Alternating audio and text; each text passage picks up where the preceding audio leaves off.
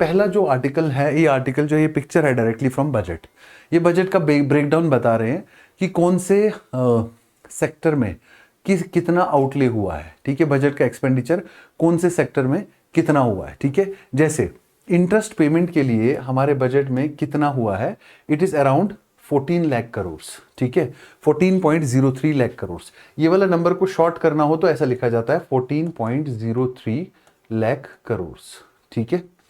Interest payment के लिए usually जो इंटरेस्ट पेमेंट जो है, इसको हमेशा ही बजट में हर साल बहुत बड़ा शेयर मिलता है, ठीक है। तो ये इंटरेस्ट पेमेंट के लिए अगर इसको देखोगे बजट के फॉर्मेट में, ठीक है, तो बजट एस्टिमेट्स का ये 26% जो है इंटरेस्ट पेमेंट के लिए ही एलोकेट किया गया है। कितना? 26.26% of the budgetary allocations has been done for interest payment, ठीक है। और अदर लायबिलिटीज के लिए 5.56 लाख करोड़, 5.56 लाख करोड़, ठीक है। और अगर आप ये देखोगे तो ये जो है बजटरी एक्सपेंडिचर के जो इसका पहले का एक्सपेंडिचर है, ठीक है, बजटरी एक्सपेंडिचर का, ठीक है, टोटल एक्सपेंडिचर का जितना शेयर है उससे इस बार 0.61 परसेंटेज पॉइंट्स ज्यादा है।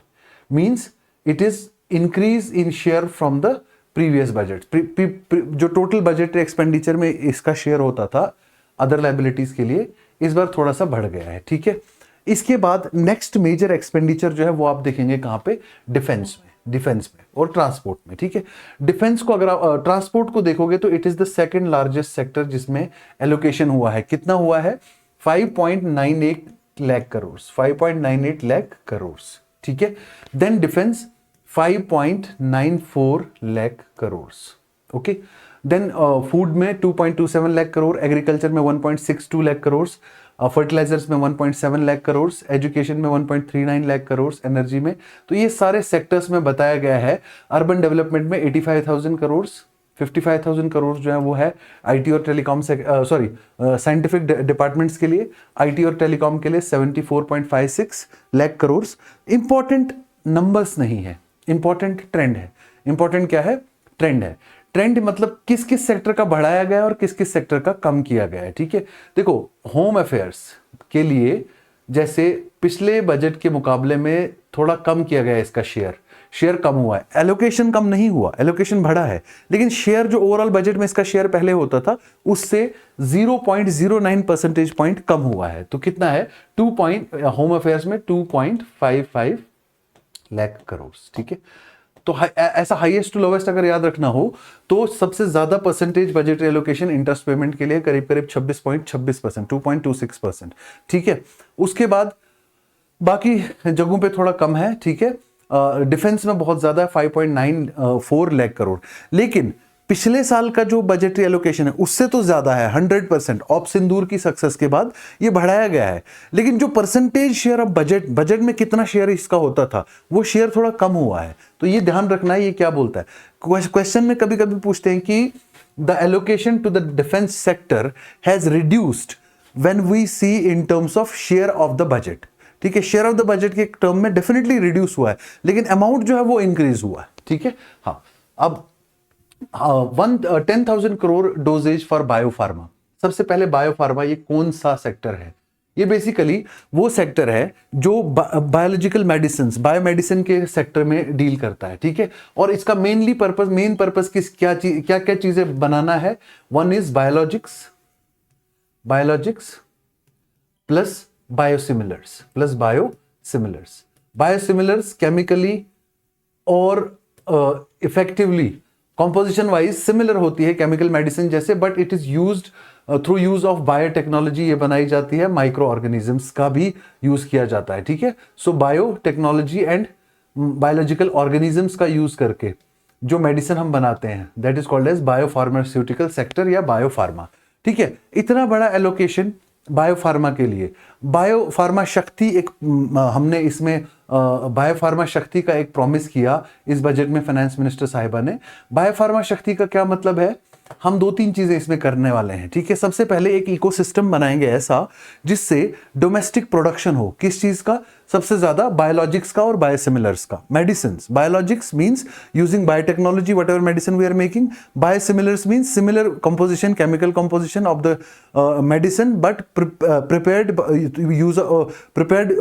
through use of biological organisms and biotechnology and for targeted drug delivery. Okay, तो बायो फार्मा को क्या कहते हैं कि ये हमारे कई सारे फ्रंटियर सेक्टर्स हमने बताए हैं इस बजट में, तो बायो फार्मा को भी एक फ्रंटियर सेक्टर बताया और गवर्नमेंट ने कहा कि इसको हमको स्केल अप करना है, ठीक है। इनोवेशन इंक्रीज करना है, प्रोडक्शन इंक्रीज करना है बायोफार्मास्यूटिकल्स के, ठीक है।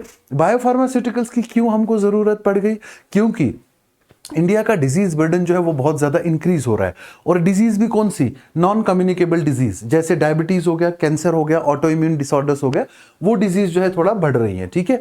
और इसने ये भी कहा कि हम 3 नए national institutes of pharmaceutical education and research, okay, national institutes of pharmaceutical education and research, ठीक है। 3 नए नाइपर्स जो है हम सेटअप करेंगे, और जो पुराने एग्जिस्टिंग 7 फैसिलिटीज हैं हमारी बायोफार्मास्यूटिकल्स की, उनको हम क्या करेंगे? और ज्यादा एक्सपैंड करेंगे, ठीक है, अपग्रेड करेंगे, ठीक है। और हम इससे करना क्या चाहते हैं? हम अपना जो ड्रग्स का क्वालिटी और ड्रग्स का स्टैंडर्ड जो है वो ग्लोबल स्टैंडर्ड्स का बनाना चाहते हैं, ठीक है। हम अपने central drug standard control organisation को भी ग्लोबल स्टैंडर्ड्स पे ले जाना चाहते हैं, इसीलिए हमने इस बार बायोफार्मा पे ज्यादा फोकस किया है, ठीक है।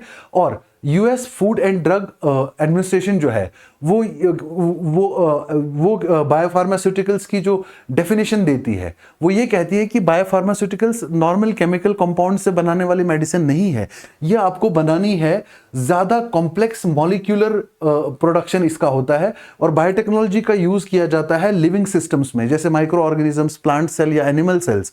तो बायोलॉजिकल या बायोलॉजिकल मॉलिक्यूल्स जो होते हैं वो ज्यादा कॉम्प्लेक्स माने जाते हैं as compare to chemical molecules, तो इसलिए आपको उन चीजों के साथ डील करना है। तो इसलिए आपका जो ये सेक्टर होना चाहिए बहुत ज्यादा स्ट्रेंथन होना चाहिए और हाईली स्टैंडर्डाइज होना चाहिए, ठीक है। फार्मा इंडस्ट्री लीडर्स ये कहते हैं कि ये प्रोग्राम जो है ये गेम चेंजर हो सकता है इंडिया के बायोफार्मा सेक्टर के लिए। ये बहुत ही ज्यादा एनेबलिंग प्रोविजंस बना रहा है इंडिया की जर्नी के लिए, ताकि हम वैल्यू वाइज बायोफार्मास्यूटिकल में एक ग्लोबल लीडर की तरह इमर्ज हो सके। तो मिशन बायोफार्मा या मिशन बायोफार्मा शक्ति और बायोफार्मा के अंदर जो हमने इस वक्त इन्वेस्टमेंट किया वो कितना है?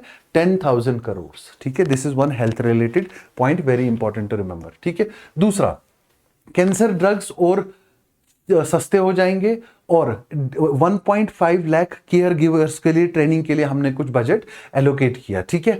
अभी हमने सबसे पहले गवर्नमेंट ने क्या कहा कि हम जितने भी कैंसर से रिलेटेड ड्रग्स इंपोर्ट करते हैं उनके ऊपर क्या करेंगे? हम ड्यूटी एग्जम्पशन देंगे। ड्यूटी एग्जम्पशन मींस कोई भी इंपोर्ट ड्यूटी उनको पे करने की जरूरत नहीं है, ठीक है। Full exemption on basic custom duty on 17 cancer related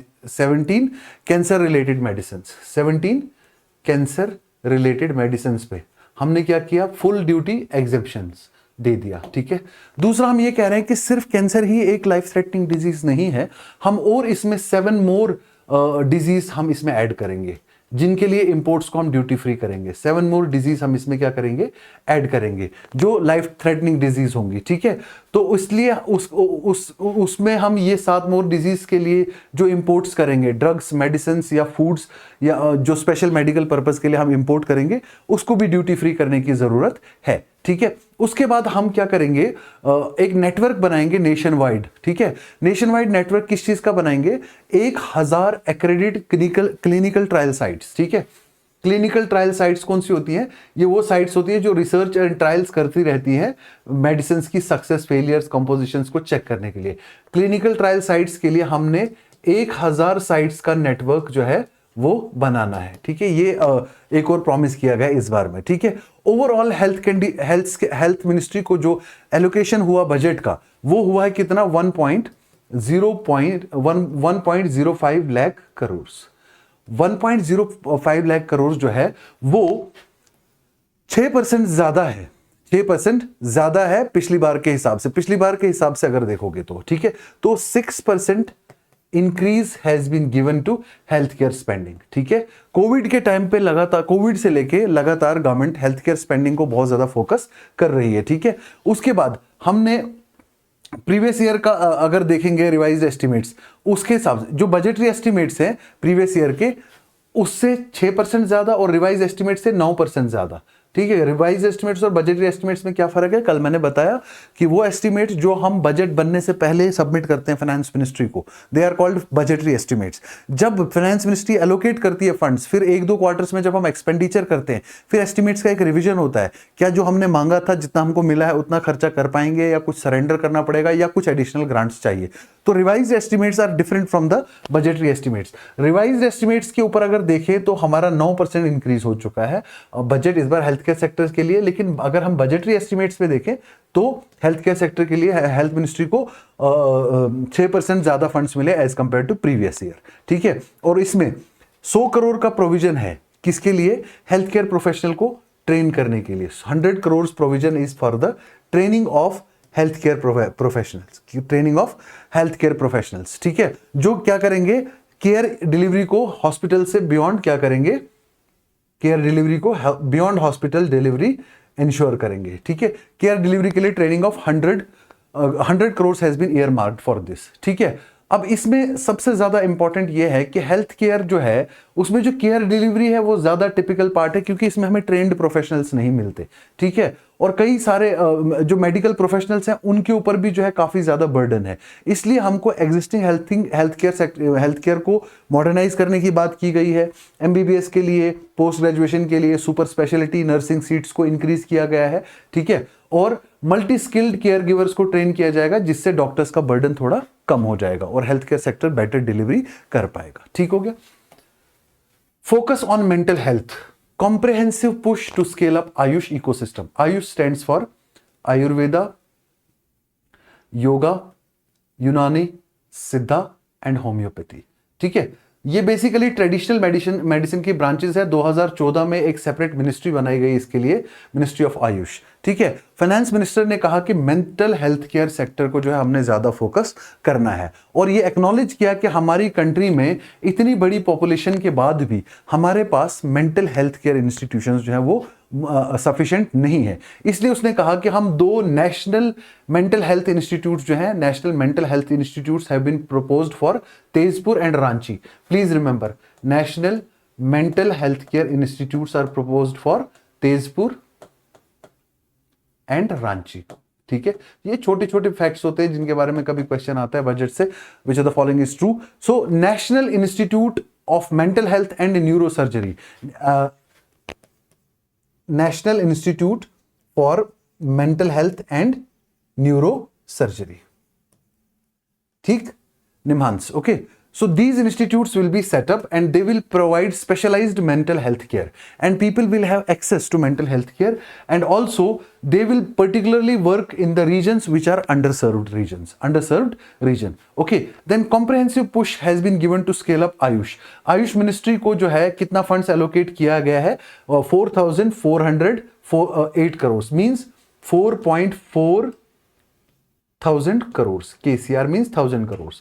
4.4 thousand crores, और पहला एलोकेशन कितना था? It was 3.67 KCR। ठीक है, 3.67 KCR। तो हेल्थ केयर सेक्टर में आप देख लो, चाहे आयुष हो, मिनिस्ट्री ऑफ हेल्थ हो, सभी में क्या हो रहा है, बजटरी एलोकेशन जो है वो इंक्रीज हुआ है। ठीक है, उसके बाद marginal hike for agriculture leaves farmers unhappy. ठीक है, फार्मर्स थोड़ा सा सैड हो गए कि हालांकि एग्रीकल्चर सेक्टर में गवर्नमेंट ने बढ़ाया है कितना, 2.6% इंक्रीज किया है बजटरी एलोकेशन को। कहां पहुंचा है अब बजटरी एलोकेशन?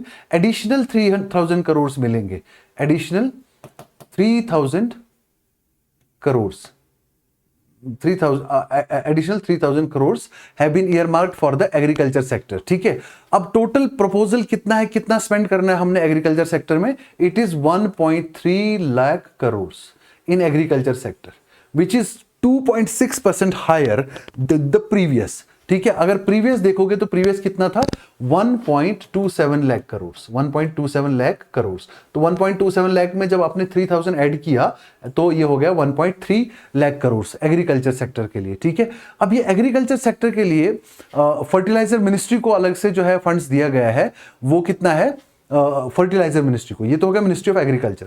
फर्टिलाइजर मिनिस्ट्री को, ministry of agriculture separate, ministry of agriculture and farmer welfare, ठीक है। सो फर्टिलाइजर मिनिस्ट्री को कितना दिया गया 1.7 लाख करोड़, ठीक है, ताकि वो ज्यादा से ज्यादा नेचुरल फर्टिलाइजर्स की तरफ शिफ्ट करें। And it is also an increase by 8.5%, means जितना पिछले साल एलोकेट हुआ था उससे 8.5% ज्यादा एलोकेशन दिया है, ठीक है। अब ये एलोकेशन दिया क्यों गया है, ये इसलिए दिया गया है ताकि फार्मर्स की जो डिमांड्स हैं वो फर्टिलाइजर सेक्टर में कम से कम मीट की जाए। लेकिन फार्मर्स इससे ज्यादा खुश नहीं है।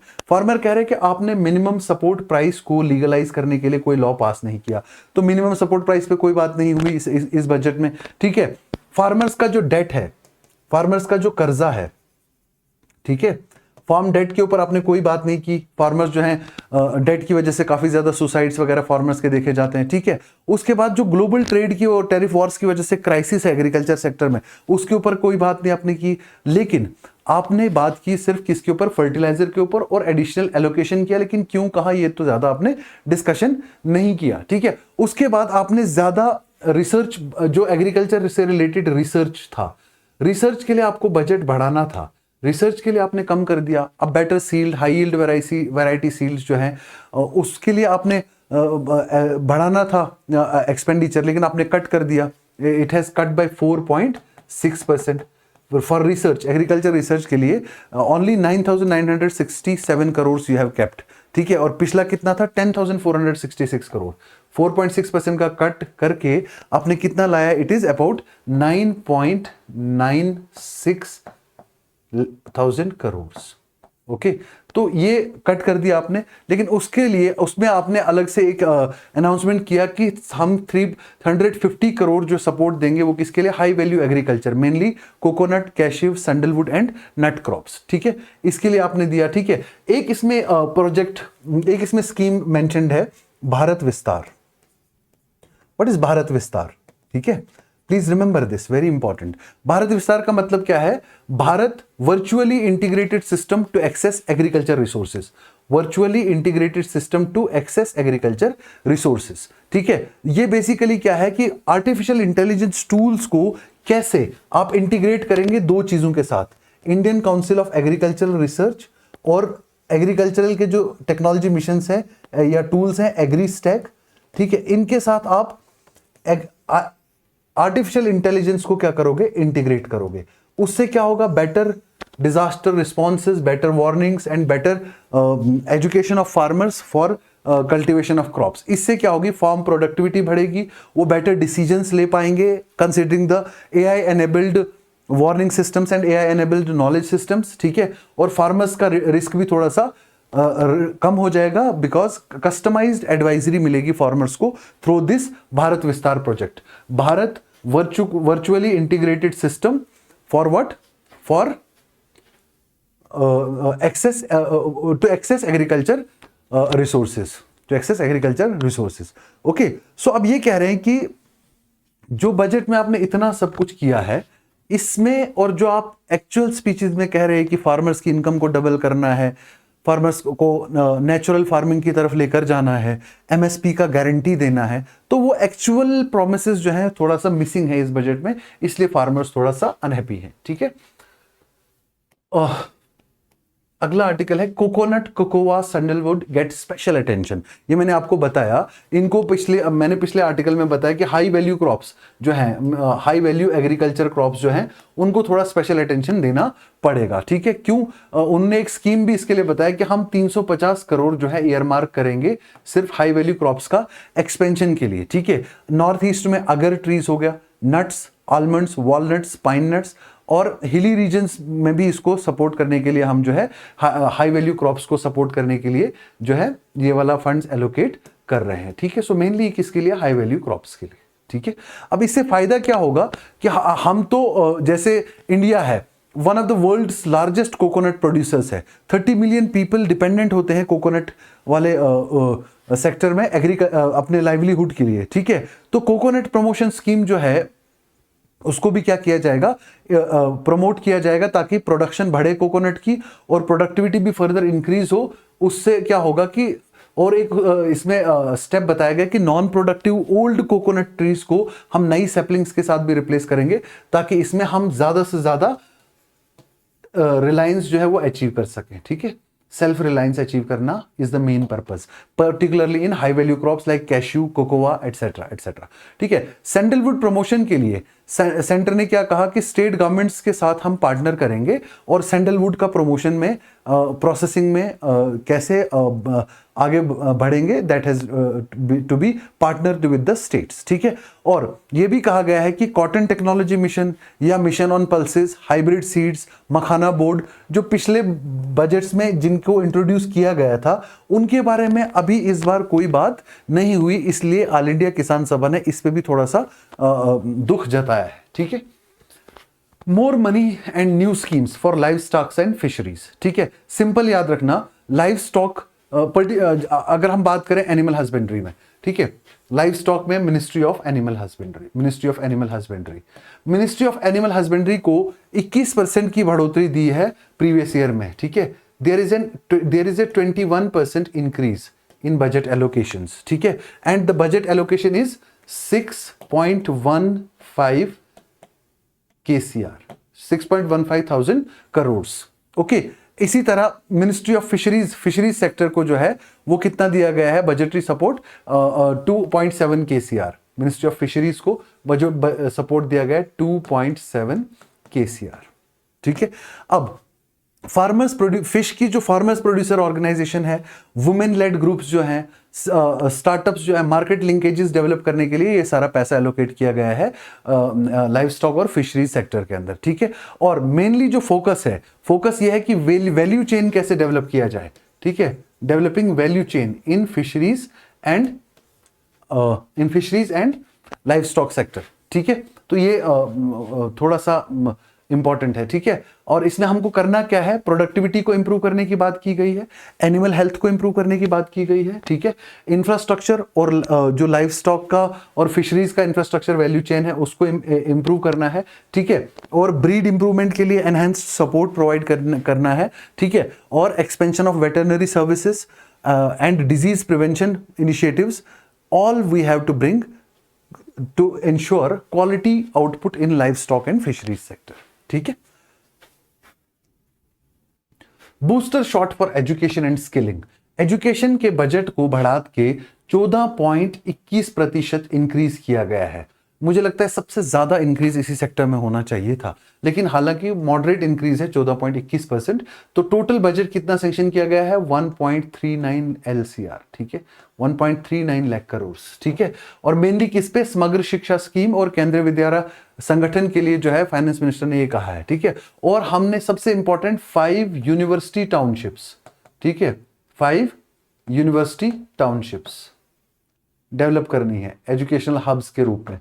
5 university townships will be developed, okay. और एजुकेशन और एम्प्लॉय कैसे हमको प्रोग्रेस करना है, E2E, एजुकेशन टू एम्प्लॉयमेंट, ठीक है। तो ये प्रोग्रेस के लिए भी जो है इसमें थोड़ा सा मेंशन किया गया है, खास करके जो गर्ल्स हॉस्टल्स का और ज्यादा गर्ल्स हॉस्टल का एक्सपेंशन करना, ठीक है। एटलीस्ट गर्ल्स हॉस्टल जो है ज़्यादा से ज़्यादा एस्टैब्लिश किए जाएं, ठीक है। एकलव्य मॉडल रेजिडेंशियल स्कूल्स, अटल टिंकरिंग लैब्स, ठीक है, एंटरप्रेन्योरशिप डेवलपमेंट स्कूल्स के अंदर, ठीक है। Content creator labs, special feature content creator labs, research and innovation को प्रमोट करने के लिए content creator labs. Content creators मतलब ऐसा ही हो टिकटॉकर्स नहीं, ठीक है, जो एक्चुअल यूजफुल कंटेंट क्रिएट करते हैं एजुकेशन सिस्टम में, खास करके एनिमेशन, विजुअल इफेक्ट्स, गेमिंग्स और कॉमिक्स में, AVGC, हाँ, education, visual effects, gaming and comics sector में जो इनके लिए कंटेंट क्रिएशन लैब्स जो है 15,000 सेकेंडरी स्कूल्स में डेवलप करनी है और 500 कॉलेजेस में डेवलप करनी है, ठीक है। तो this is be basically a booster shot for the education, ठीक। New rural job scheme, Viksit Bharat guarantee for Rozgar and Ajeevika mission Gramin, which replaced MNREGA, ठीक है। अब मनरेगा का आउटगोइंग साल है ये, ठीक है। अभी क्योंकि इसके रूल्स नोटिफाई नहीं हुए, इंटरिम मनरेगा अब एक्चुअल स्कीम की जगह हो गई इंटरिम स्कीम, जब तक इसके रूल्स नोटिफाई होंगे। तो मनरेगा के लिए रखा गया 30,000 करोड़, ठीक है। और वीबीजी रामजी के लिए 95.69 थाउजेंड करोड़। ओके, अब ये मिला के देख लो आप, ये हो जाता है अप्रोक्सीमेटली 1.25 लाख करोड़, ठीक है। और इसके अलावा पिछले साल अगर देखोगे मनरेगा में सिर्फ 86,000 करोड़ था, तो वो बढ़ा के आपने कितना कर दिया, 1.25 लाख करोड़ से भी ज्यादा, ठीक है। 1.256 लाख करोड़, ओके, 1.256 लाख करोड़ आपने इंक्रीज कर दिया, ठीक है। और आपको याद दिला दें, ये सिर्फ 60% है जो सेंटर ने देना है, प्लस जब इसमें हम स्टेट्स का 40% करेंगे, प्लस जब हम इसमें मैथमेटिक्स लगाएं और स्टेट्स का जब हम कैलकुलेशन करें, तो ये कितना हो जाएगा, ये अप्रोक्सीमेटली कितना हो जाएगा स्टेट्स का और ये मिला के, it will be basically approximately 2.31 lakh crore के आसपास चला जाएगा। कितना, 2.31 लाख करोड़ के पास आ जाएगा, ठीक है। लेकिन union minister for rural development Shivraj Singh Chouhan, ठीक है, वो अलग ही कहानी कहते हैं, ठीक है। वो कह रहे हैं कि ये हिस्टोरिक है कि हमने 86,000 करोड़ से मनरेगा का बजट बढ़ा के इतना कर दिया। अरे भाई साहब, इतना कहाँ, यहां से तो सिर्फ यहां तक किया है आपने, या मान लेते हैं यहां तक किया क्योंकि 30,000 आपने मनरेगा में भी रखा, ठीक है। लेकिन भाई साहब आप ये मत गिनो ना, इसमें तो स्टेट्स का भी कंट्रीब्यूशन है, ठीक है। तो वो कह रहे हैं कि हिस्टोरिक ये बड़ा स्टेप है कि 21% हाइक हमने कर दिया है मनरेगा की एलोकेशन में, ठीक है। अब क्रिटिक्स ये कहते हैं कि आपने बढ़ा है 125 वर्क डेज, और हमारे पास जो जॉब कार्ड होल्डर्स हैं वो हैं करीब करीब 8.65 लाख करोड़, ठीक है। कितना, 8.65 लाख, सॉरी 8.5 करोड़ हमारे पास, not lakh, sorry, extremely sorry, 8.5 crore, 8.65 crore हमारे पास वर्कर्स हैं, जॉब कार्ड होल्डर्स हैं। और अगर इनको आपको सबको 125 डेज पे काम देना है तो आपको ये बजट कम पड़ेगा। आपको एक्चुअली कितना चाहिए, आपको टोटल एक्सपेंडिचर चाहिए और 355 रुपए पर डे के हिसाब से भी अगर पे करते हो तो आपको कितना चाहिए, 3.83 लाख करोड़। तो आपका सेंटर का एलोकेशन फिर मनरेगा का भी मिला के और स्टेट का भी 40% मिला के, तो वो तो हो रहा है सिर्फ 2.31 लाख करोड़। तो इसका मतलब इसमें अभी भी फंडिंग कम है। लेकिन हकीकत यह है 100 दिन ही लोग काम नहीं कर रहे थे मनरेगा के अंडर, 8 से 9% लोग ही काम कर रहे थे 100 दिन पे, तो 125 दिन कौन लेने वाला है, समझ रहे हो मेरी बात को। तो ये है बेसिकली, और ये उसने कहा कि ये इनलाइन है किसके साथ, दिस एम्प्लॉयमेंट जनरेशन। और फाइनेंस कमीशन की ग्रांट्स जो हैं हमने पंचायत के लिए भी रखी है, कितना, 55,900 करोड़, ओके, या फिर सिंपली 55.9 थाउजेंड करोड़, ओके। ये इस तरीके से फिगर्स को याद रखा जा सकता है ट्रेंड्स के लिए, जस्ट ट्रेंड्स के लिए, ठीक है, okay. With allocation of ₹500 crore, centre bets for manufacturing of sports good in India. हम चाहते हैं कि स्पोर्ट्स गुड की मैन्युफैक्चरिंग में हम एक ग्लोबल लीडर बने, ठीक है। उसके लिए हमने कितना रख दिया, 500 करोड़ में। और ये कहा गया बजट में कि हमारे पास खूब सारा पोटेंशियल है, हमारे पास कितना है, खूब सारा पोटेंशियल है, ठीक है। अब ministry of youth affairs and sports ministry, ठीक है, उसका बजट जो वैसे ही बढ़ा दिया गया। पहले उसके पास सिर्फ कितना था, करीब करीब 3,346 करोड़ था। अब मिनिस्ट्री ऑफ यूथ अफेयर्स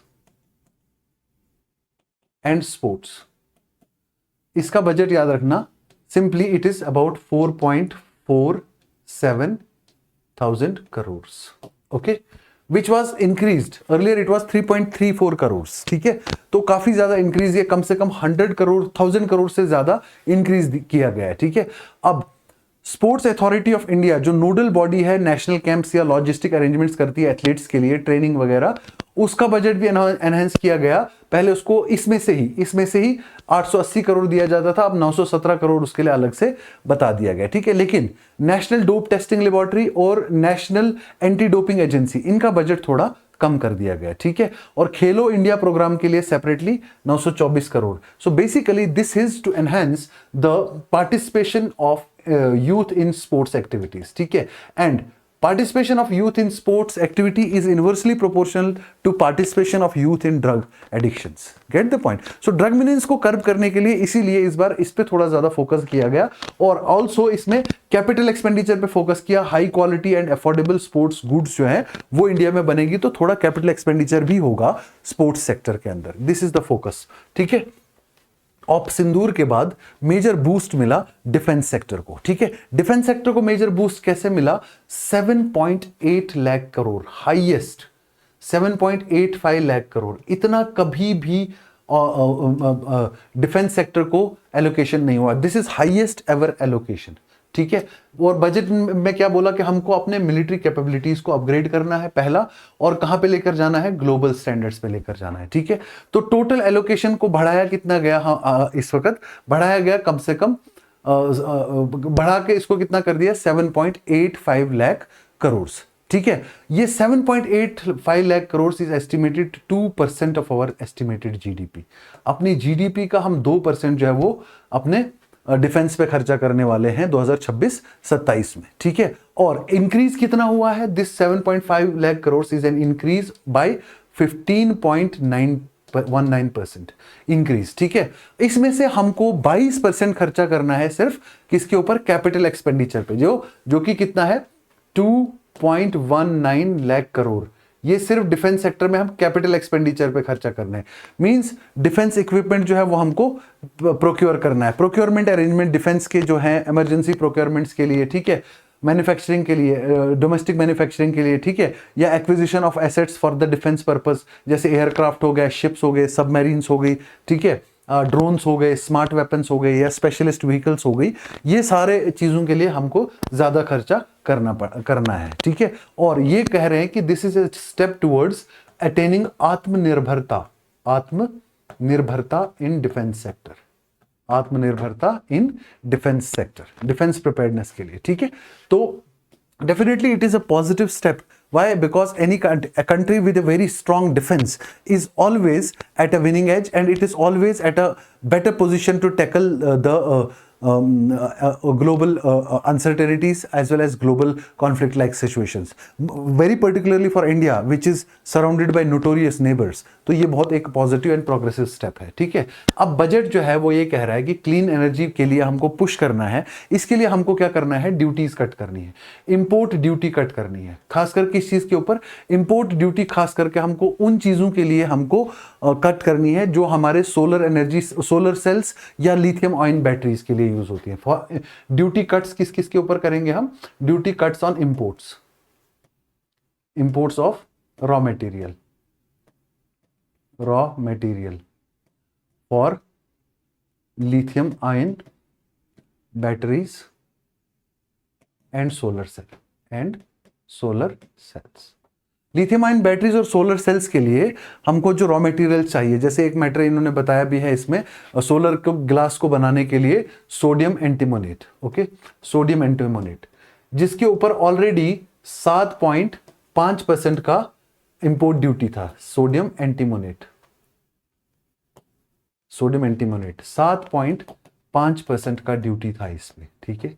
अब ड्यूटी कितना कर दिया हमने? सोडियम एंटीमोनेट पे 0, ठीक है, 0% ड्यूटी कर दिया हमने इसके ऊपर, ठीक है। और भी कई सारी चीजें, जैसे न्यूक्लियर पावर की मैन्युफैक्चरिंग के लिए जो कंपोनेंट्स हमको चाहिए, जैसे कंट्रोलर या प्रोटेक्टर एब्जॉर्बर रॉड्स होती हैं, उन पे भी हम ड्यूटी कट्स करेंगे ताकि हम एनर्जी सिक्योरिटी और एनर्जी ट्रांजिशन में श्योर कर पाएं, हम क्लीन एनर्जी की तरफ जा पाएं, ठीक है। अभी सेंटर ने जो शांति बिल जब पास किया था, अगर आपको याद हो, नवंबर में मैंने पढ़ाया था, sustainable harnessing of nuclear energy for transforming India, ये वाला जो बिल दिसंबर में पास हुआ था, ठीक है। उस बिल के अंडर कैबिनेट ने 2000 करोड़ का अप्रूवल दिया था। किसके लिए? Privatisation of nuclear energy sector और development of small modular reactors. At least हमको 5 स्मॉल मॉड्यूलर रिएक्टर्स जो हैं डेवलप करने थे 2033 तक, 2033, ठीक है। उसी को कंटिन्यू करते हुए एटॉमिक एनर्जी के एलोकेशन को थोड़ा बढ़ा दिया गया, 2% से बढ़ा दिया गया, ठीक है। 38.4 4,000 करोड़ इसका एटॉमिक एनर्जी सेक्टर का कर दिया, ठीक है। और एटॉमिक एनर्जी रिसर्च के लिए 8% इंक्रीज कर दिया, एटॉमिक एनर्जी रिसर्च के लिए 8% इंक्रीज करके वो 10,000 करोड़ जो है इसका। अब ministry of new and renewable energy को सरप्राइज राइज दिया एलोकेशंस में, ठीक है। पिछले साल सिर्फ 26.5 हजार करोड़ दिया था, इस साल 32.9 crore ministry of renewable energy, 32.9 thousand crore. Okay, so ministry of new and renewable energy के लिए। अब ये जो सारी चीजें हैं ये किस लिए हैं? ये सारी चीजें जो है हम नई न्यूक्लियर एनर्जी या क्लीन एनर्जी की तरफ कैसे ट्रांजिशन कर पाए in our commitment to attain zero CO2 emissions. हमको जीरो CO2 एमिशंस के लिए हमको सस्टेनेबल एनर्जी, क्लीन एनर्जी की तरफ शिफ्ट करना पड़ेगा। जैसे पिछले साल की स्कीम्स जो हैं, प्रधानमंत्री सूर्यघर मुफ्त बिजली योजना है, ठीक है। उसका ऑब्जेक्टिव ये है प्रधानमंत्री सूर्यघर मुफ्त बिजली योजना का कि 1 करोड़ हाउस होल्ड्स को हमने सोलर एनर्जी से क्या करना है, इलेक्ट्रिफिकेशन करना है, ठीक है। तो इस स्कीम के लिए पिछले साल कितना था, 20,000 करोड़ दिया गया था, ठीक है। प्रधानमंत्री सूर्यघर मुफ्त बिजली योजना, सूर्यघर मुफ्त बिजली योजना, पिछले साल 20,000 करोड़, इस साल 22,000 करोड़, ठीक है। तो 2,000 करोड़ का इंक्रीमेंट, ठीक है। तो ये सारी चीजें जो हैं किसके लिए, transition to clean energy, this is our purpose, ठीक हो गया। 2,000 crore has been earmarked for carbon capture storage scheme, ठीक है। There is a scheme called as carbon capture and utilisation scheme. जो भी इंडस्ट्रीज है जो कार्बन एमिशन करती है, उनका पॉइंट ऑफ एमिशन पता करना है कि एमिशन कहां से होता है, वहां पे कार्बन कैप्चर डिवाइसेस यूज करनी है और उस कैप्चर्ड कार्बन को या तो यूज करना है एज ए रॉ मटेरियल दूसरी जगह, ताकि दूसरी जगह सोर्स ऑफ एनर्जी वो बन सके, टरबाइन्स को घुमा सके और एनर्जी प्रोड्यूस हो सके, या उसको कई जगह पे स्टोरेज करना है, ठीक है। ये basically this falls under principal scientific adviser, principal scientific adviser, ठीक है, under the department of science and technology. Principal scientific adviser is under department of science and technology, ठीक है। अब इसके लिए सेंटर ने कितना अभी इस साल 20,000 करोड़ जो है वो ईयरमार्क किया है, 20,000 करोड़, ठीक है। और ये कहा गया है कि ये इंपॉर्टेंट पार्ट है डीप एमिशंस को कट करने के लिए, ठीक है, डीप एमिशंस को कट करने के लिए, ठीक है। अब इसके लिए क्या क्या करना पड़ता है, सबसे पहले हमको पॉइंट ऑफ सोर्स पे कार्बन कैप्चर करना है, पर्टिकुलरली स्टील, सीमेंट या फर्टिलाइजर इंडस्ट्री से या पावर जनरेशन से, ठीक है।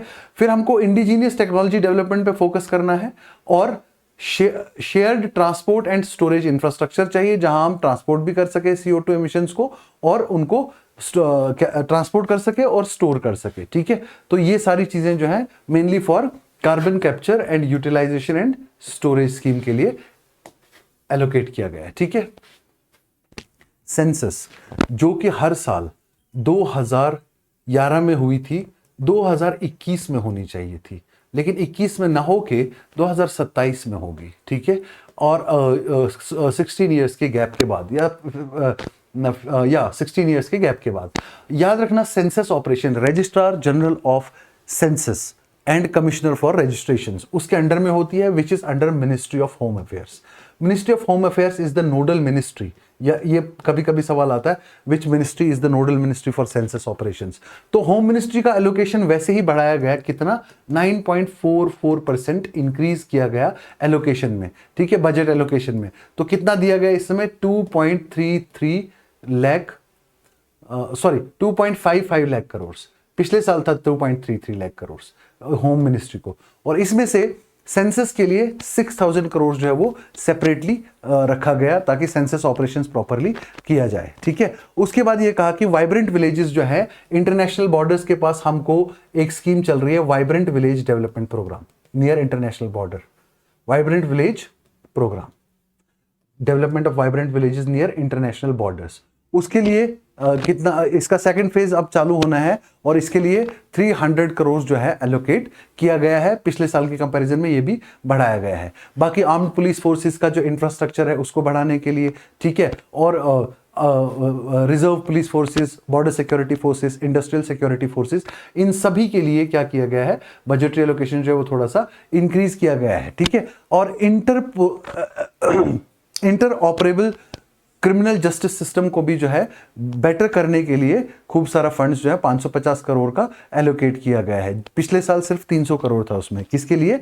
Inter operable criminal justice system. तो ओवरऑल सारे सेगमेंट्स को टच किया गया, लेकिन उसमें जो की सेक्टर है उसको फोकस किया गया। ठीक है, अब rare earth corridors, very very important, highly probable question for prelims from this article. ठीक है, 4 एरियाज आइडेंटिफाई किए गए, mineral rich states of Odisha, Kerala, Andhra and Tamil Nadu. Please remember this, Odisha, Kerala, Andhra and Tamil Nadu, जिनमें यह बताया गया कि we will be making rare earth corridors.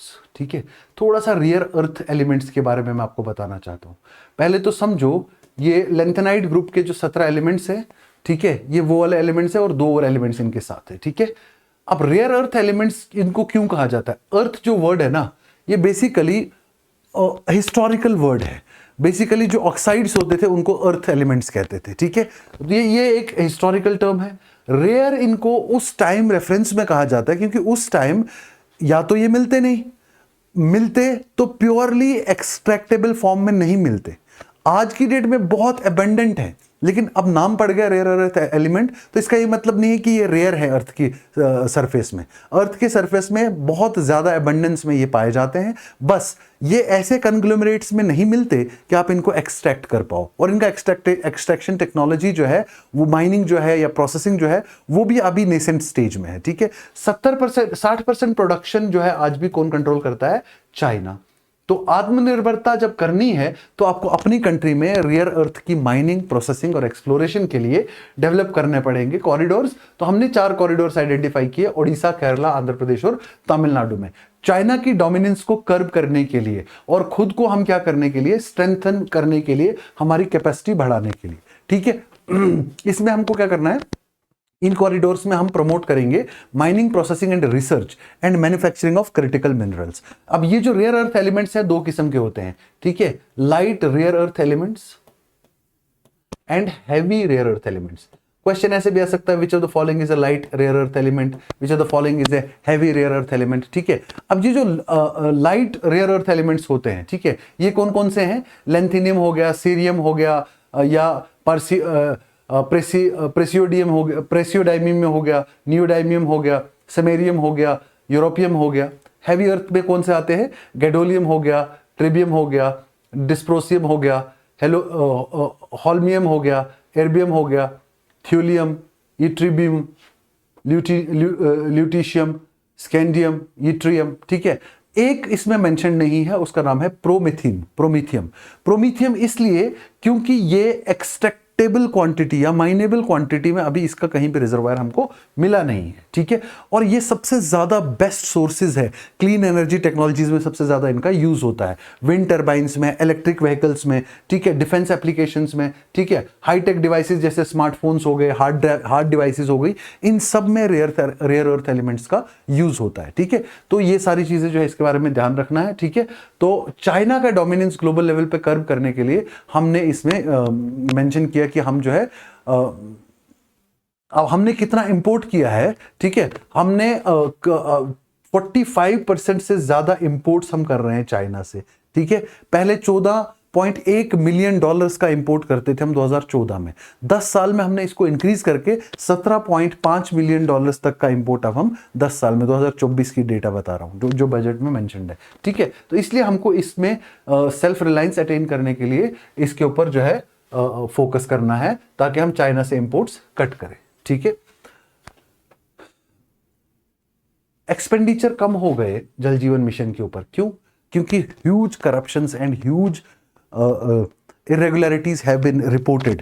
Almost every state has reported irregularities in जल जीवन मिशन। उसके बावजूद भी गवर्नमेंट ने 67,600 करोड़ एयर मार्क कर दिया जल जीवन मिशन के लिए। अगर याद हो 2021-22 के बजट में ये स्कीम लॉन्च किया गया था ताकि पोर्टेबल वाटर्स जो है हर रूरल हाउस होल्ड को मिल सके। ठीक है, हर घर जल इसका एक सबमिशन, इसका एक सब स्कीम था। ठीक है, अब तमिलनाडु, गोवा, त्रिपुरा, महाराष्ट्र, राजस्थान, इन सभी एरियाज में इरेगुलरिटीज पाई गई, फिर penalties and recoveries processes start किए गए। उत्तर प्रदेश में 14,264 कंप्लेंट्स इरेगुलरिटीज इन जल जीवन मिशन। तो ये जल जीवन मिशन बेस्ट एग्जांपल है कि अच्छी स्कीम्स भी अगर पुअर इंप्लीमेंटेशन हो तो फेलियर्स होती है। ठीक है, poor implementation has led to huge irregularities, लेकिन डिस्पाइट दैट गवर्नमेंट ने काफी ज्यादा इसमें फंड्स एलोकेट इस बार भी किए, इसलिए क्योंकि इसमें कहा कि दिसंबर 11 2025 के हिसाब से अगर हम देखें तो 12.52 करोड़ रूरल हाउस होल्ड क्या है, उनको टैप वाटर मिला है जल जीवन मिशन के तहत। तो हम ये नहीं कह सकते कि ये एक फेलियर स्कीम है। बस इसमें इंप्लीमेंटिंग एजेंसीज जो करप्शन कर रही थी, 112 इंप्लीमेंटिंग एजेंसीज को रिकवरी नोटिसेस भेजे गए हैं और उनसे रिकवरी जो है वो स्टार्ट की गई है। ठीक है, ये तो हो गया आपका जल जीवन मिशन का। ठीक है, उसके बाद next, marginal hike in social justice and tribal affairs. Social justice और tribal affairs, social justice mainly किसके लिए, scheduled caste, OBCs, scheduled tribes.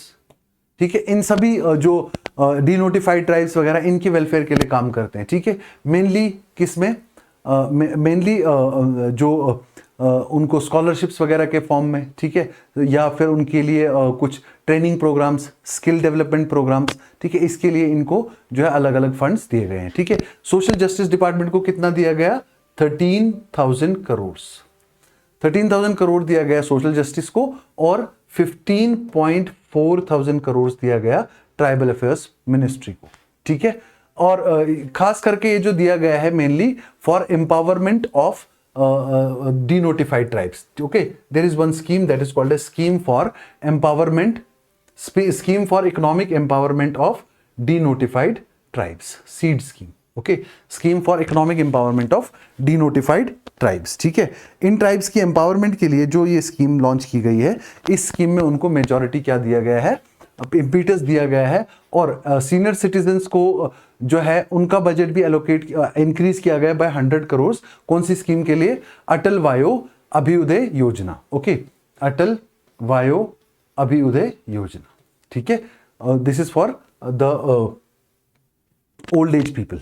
ठीक है, तो अलग अलग सोशल जस्टिस, ट्राइबल अफेयर्स को हालांकि थोड़ा सा कम फोकस। ठीक है, सेमीकंडक्टर मिशन 2.0 बताया गया कि ये लॉन्च किया जाएगा, अनवील हुआ है, अभी लॉन्च नहीं हुआ। अभी हम सेमीकंडक्टर मिशन 1.0 में चल रहे हैं। ठीक है, semiconductor mission, Indian semiconductor mission 1.0 जो है सेमीकंडक्टर सेक्टर की कैपेबिलिटीज को बढ़ाने के लिए ये किया गया था। ठीक है, और ISM 2.0 को क्या बोलेगा, इक्विपमेंट या मटेरियल प्रोडक्शन के लिए ये जरूरी है। ठीक है, और ISM इंडियन सेमीकंडक्टर मिशन 1.0 को कितना बजट एलोकेटेड है, 76,000 crore to expend semiconductor production in India. ठीक है, particularly electronic component manufacturing scheme, ECMS। ठीक है, इलेक्ट्रॉनिक कंपोनेंट मैन्युफैक्चरिंग स्कीम, इसका जो एलोकेशन है वो बढ़ा दिया गया और कर दिया गया कितना, 40,000 करोड़ 40,000 करोड़। पहले कितना था, 22,000 करोड़। ठीक है, अब ये आउटले जो है डबल कर दिया गया इस स्कीम में, वो इसलिए क्योंकि इस सेक्टर में सबसे ज्यादा कैपेबिलिटी है, सबसे ज्यादा कैपेबिलिटी है। ठीक है, मोस्टली सेमीकंडक्टर प्रोडक्शन के लिए, जिसके ऊपर हम डिपेंडेंट हैं इंपोर्ट्स के लिए, अगेन फ्रॉम चाइना। ठीक है, during COVID first wave and second wave, huge shortage of semiconductor devices led to huge problems, particularly where the chips are required, mainly automobile sector and automation of the economy and other areas. ठीक है, Buddhist circuits, Shashi Tharoor का 3-4 दिन पहले एक article आया था regarding India का tourism sector. उसने कहा था कि इंडिया में कई सारे सेक्टर्स हैं जो हम कनेक्ट कर सकते हैं। इंडिया का कल्चर सर्किट हो गया, बुद्धिज्म सर्किट हो गया, क्रिकेटिंग सर्किट हो गया। ठीक है, तो हमने बुद्धिज्म सर्किट के ऊपर फोकस किया, हाइकिंग ट्रेल्स के ऊपर फोकस किया, और टूरिज्म को ग्रोथ पाथ पे लाने के लिए। ठीक है, अब टूरिज्म को ग्रोथ पाथ पे लाने के लिए हमने एक पायलट स्कीम किया, किसके लिए, 10,000 गाइड्स को हमने क्या करना है, ट्रेन करना है। अगर आपको याद हो, उस आर्टिकल में मैंने बताया था कि शशि थरूर जी ने ये रिकमेंडेशन दिया, कहा कि ऐसा ट्रेंड गाइड्स होने चाहिए जो बहुत प्लीजेंट एक एक्सपीरियंस दे दें टूरिस्ट्स को, ठीक है। तो और इसमें 20 आइकॉनिक टूरिस्ट साइट्स जो हैं वहां पे ये टूरिस्ट बाद में पोस्ट किए जाएंगे for guidance of the for hospitality and protocol to the tourist, ठीक है। उसके बाद नेशनल इंस्टीट्यूट ऑफ हॉस्पिटैलिटी हम क्या करेंगे, सेटअप करेंगे, नेशनल इंस्टीट्यूट ऑफ हॉस्पिटैलिटी। और ये national institute of hospitality train करेगा गाइड्स को हॉस्पिटैलिटी एंड प्रोटोकॉल में, ठीक है। National destination digital knowledge grid, national destination digital knowledge grid, ठीक है। हम ये national destination digital knowledge grid जो है बनाएंगे, जो डिजिटली डॉक्यूमेंट करेगा सारी प्लेसेस को, स्पिरिचुअल प्लेसेस को, कल्चरल प्लेसेस को, हिस्टोरिक सिग्निफिकेंस वाली प्लेसेस को। तो उन सारी प्लेसेस में क्या करेंगे हम, फिर कल्चरल टूरिज्म जो है वो क्या करेंगे, एक्सपैंड करेंगे, ठीक है। नॉर्थ ईस्ट में मेनली जो टूरिज्म बूस्ट करने के लिए एक स्कीम जो है बताई गई कि बुद्धिस्ट सर्किट्स जो है हम नॉर्थ ईस्ट स्टेट्स में बढ़ाएंगे, ठीक है। नॉर्थ ईस्ट में अब मोस्टली जो आपको पता होगा ज्योग्राफी से, 7 सिस्टर स्टेट्स है। 7 सिस्टर स्टेट्स में ये बुद्धिस्ट सर्किट्स जो है हम 6 स्टेट्स में डेवलप करने जा रहे हैं, 6 आउट ऑफ 7 सर्किट। अब 6 में से बाहर कौन सी स्टेट है, मेघालय। इसको ऐसे याद रखना ज्यादा आसान है। कभी पूछा जा सकता है कि बुद्धिस्ट सर्किट में कौन कौन सी स्टेट्स जो है डेवलप करने के लिए हम बात कर रहे हैं, तो उसमें आसाम, अरुणाचल प्रदेश, त्रिपुरा, मणिपुर, मिजोरम, 1 2 3 4 5, मेघालय नहीं है इसमें, आसाम हो गया, अरुणाचल प्रदेश हो गया, त्रिपुरा हो गया, मणिपुर हो गया, मिजोरम हो गया, और 7th state I am not able to recall, एक बार देख लो, ठीक है। हाँ, तो ऑल दो 7 स्टेट्स, हाँ सॉरी, सिक्किम, या सिक्किम, कभी कभी दिमाग पॉज ले लेता है, ठीक है। तो ये 7 स्टेट्स को हमने क्या करना है, ये 7 स्टेट्स में हमने करना है इस समय अपना ये बुद्धिस्ट सर्किट को डेवलप करना है, ठीक हो गया। ठीक, उसके अलावा हमने कल्चरल हेरिटेज को भी क्या करना है, रिवाइव करना है। बजट ने क्या कहा, 15 आर्कियोलॉजिकल साइट्स बताई, जिसमें Lothal, Dholavira, Rakhigarhi, then Adichanallur, then Sarnath, Hastinapur and ले। ये सारी साइट्स को 15 आर्कियोलॉजिकल साइट्स है हमारी, जिनको हम डेवलप करेंगे कल्चरल हेरिटेज साइट्स को, ठीक है। उसके बाद कई सारे इकोलॉजिकल और सस्टेनेबल एनवायरमेंट टूरिज्म करने के लिए हमको Himachal Pradesh, Uttarakhand, Jammu Kashmir, Araku Valley in Eastern Ghats, then Podhigai Malai in western Ghats, ये सारे एरियाज जो हैं इनमें हम क्या करेंगे, इको टूरिज्म ट्रेल्स जो है स्टार्ट करेंगे, ठीक हो गया। तो ये बेसिकली टूरिज्म को बढ़ाने के लिए, ठीक। Centre floats incentives for manufacture of and training of aircraft and sea plane operations, ठीक है। अब इसमें मोस्टली एयरक्राफ्ट, क्यों, ये उड़े देश का आम नागरिक एंड उड़े देश का आम नागरिक 2.0, ये 2 स्कीम्स हैं जो फैसिलिटेट करने के लिए लाई गई थी एविएशन सेक्टर में, ताकि जो है एविएशन इंडस्ट्री में जो है वो ज़्यादा से ज़्यादा अफोर्डेबिलिटी आ जाए, ठीक है। और इसलिए अभी इंसेंटिव्स बताए गए मैन्युफैक्चरिंग के लिए एयरक्राफ्ट्स इन इंडिया, और training aircraft and sea planes के लिए हमने कस्टम्स ड्यूटी को भी क्या किया गया है, रिड्यूस कर दिया गया है, ठीक है। 7.5% कस्टम्स ड्यूटी रिड्यूस कर दी गई। पहले कितनी थी, earlier it was 15% customs duty, अब कितना कर दिया, रिड्यूस टू 7.5%। क्यों, क्योंकि इससे क्या होगा, जो भी रॉ मटेरियल इंपोर्ट होगा एयरक्राफ्ट मेंटेनेंस के लिए, रिपेयर के लिए, ओवरहॉल के लिए, या डिफेंस सेक्टर के लिए, सिविलियन एरोस्पेस सेक्टर के लिए, तो वो जो है थोड़ा सा सस्ता हो जाएगा। उससे manufacturing of aircraft and sea plane जो है वो थोड़ा सा इंसेंटिवाइज होगा, ठीक हो गया। Container making inland waterways on new course, ठीक है। हम क्या कर रहे हैं कि इनलैंड वाटरवेज के लिए हम कंटेनर्स को क्या कर रहे हैं, बनाने के लिए इंसेंटिवाइज कर दिया इस बजट में, ठीक है। और कितना हमने कंटेनर्स के लिए 10,000 करोड़ का एलोकेशन रखा इस बजट में कंटेनर्स की इंसेंटिवाइजेशन के लिए, ठीक है। कोविड-19 के टाइम पीरियड पे हमने, गवर्नमेंट ने ये रियलाइज किया कि इंडिया के पास फ्रीट ट्रांसपोर्ट के लिए एक एडिशनल सी रूट होना चाहिए। मेनली हम कहाँ से, अपने इंडिजीनियस शिपिंग से हम फ्रीट ट्रांसपोर्ट के लिए जो है ज़्यादा और अपनी कैपेसिटी ऐड कर सकते हैं इनलैंड वाटरवेज। ठीक है, अब इंडिजीनियस शिपिंग में इनलैंड वाटरवेज हमको डेवलप करने हैं। ठीक है, इस बजट में हम ये कह रहे हैं कि हम 20 नेशनल वाटरवेज को और ऑपरेशनलाइज करेंगे। और मेन फोकस कौन सा है, नेशनल वाटरवे 5। न्यूज में है, बजट में है, इंपॉर्टेंट हो गया ये आपके प्रीलिम्स पॉइंट ऑफ व्यू के लिए। नेशनल वाटरवे 5 कहां से कहां, उड़ीसा से वेस्ट बंगाल कनेक्ट करेगा। ठीक है, उड़ीसा में कौन सी जगह, तिलचर। ठीक है, Talcher in Odisha, Talcher in Odisha. It will connect to Paradip and Dhamra port. Okay, Paradip and Dhamra port. A total length of this sea route has been also mentioned, some 600 something kilometers. ठीक है, mostly in Odisha, small part in West Bengal also. ठीक है, और अभी हमारा waterways का जो contribution है वो कितना कंट्रीब्यूशन है कार्गो शिपमेंट में, waterways contribute only 6% of the contribution to 6% contribution to freight transport. Now we want to enhance it and we want to double it to 12%. 12% करना है हमको, आपको अपना फ्रीट कॉरिडोर थ्रू वाटरवेज। क्यों? क्योंकि वाटरवेज को माना जाता है चीपर मोड, और चीपर मोड माना जाता है ट्रांसपोर्टेशन का, वाटर के फ्लो के साथ भी, और मार्केट एक्सेस भी, और स्मॉल बिजनेसेस को एक्सेस देता है ये ट्रांसपोर्ट करने के लिए फ्रीट को अपना अलग अलग जगह के ऊपर। ठीक है, तो इसलिए हमने कंटेनर मेकिंग ज़्यादा इंपॉर्टेंट पार्ट है उसका, क्योंकि कंटेनर्स चाहिए, special containers for movement of water corridors. ठीक है, अब मेनली जो है इसमें डेडिकेटेड फ्रीट कॉरिडोर जो है वो हम एस्टेब्लिश करने जा रहे हैं, दकुनी उड़ीसा से Dankuni in Bengal to Surat in Gujarat. Okay, तो जो हम डेडिकेटेड फ्रीट कॉरिडोर इस बजट में मेंशन्ड है, that is from Dankuni West Bengal to Surat in Gujarat, east west corridor, dedicated freight corridor. ठीक है, और we will be using for this national waterway 5 we will be using which rivers, we will be using Brahmani and Mahanadi rivers, national waterway 5 जो मैंने mention किया। ठीक है, Brahmani river and Mahanadi reverse.